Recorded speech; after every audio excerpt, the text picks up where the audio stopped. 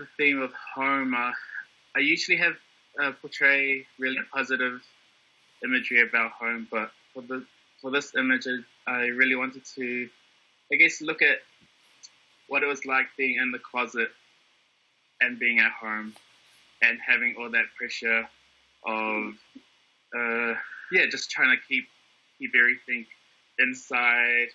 But I guess the screen represents that kind of inside voice wanting to come out, and so it's really nice that you kind of got that. Overlap, walls crack. Where do I end and you begin? We are each in the body of the other, but think ourselves alone, or are wrenched there by pain. Sometimes I'm afraid I've lost you, that you may have lost yourself. What good are these hands against the unknown? Surgeons offer cold white theatre lights. In terms of does location affect my practice, then absolutely it does.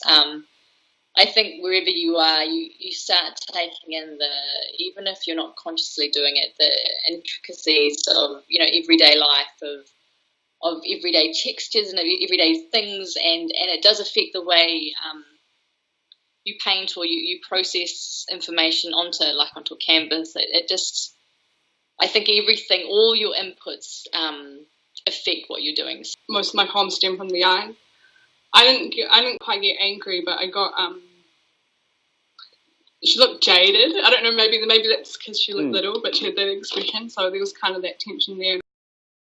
I haven't talked about, the sort of Melbourne-ness of my practice, and I feel like definitely being here on Naarm and Land of the Kulin Nations, it's the first time I moved away from home about 1.5 years ago, and I'm in a very urban environment, and so it makes me more reflective, and it makes me think more about home and what it means to be home and what it means to have that sort of connection to a natural environment and to feel that sort of spirituality of the place. I think absolutely both of these pieces work really well with this idea of dislocation from an easy sense or like a straightforward sense of belonging or access to home. This is the job I actually love to do. As a writer, it's one of my favourite jobs, and I don't know why, but for some reason it brings out the best in my work. Towards the end, when I want to finish a piece, I try to sort of put a stamp on it to say, this is my message, I guess. So literally, it kind of is a stamp, and the woman and the man is a pretty direct narrative. And that colour I didn't quite expect to be so blood red.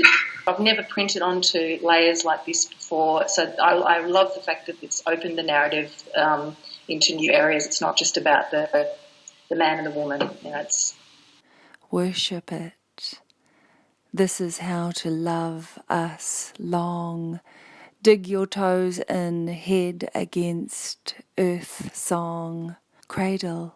Listen to lines in sand, pressed against horizons, ingrained songs of Papa Tua Nuku. I resonate with the fact that it means more to me than just a box with a little triangle on top. Because being from Christchurch, I always kind of had this home, and I would go and travel or come back.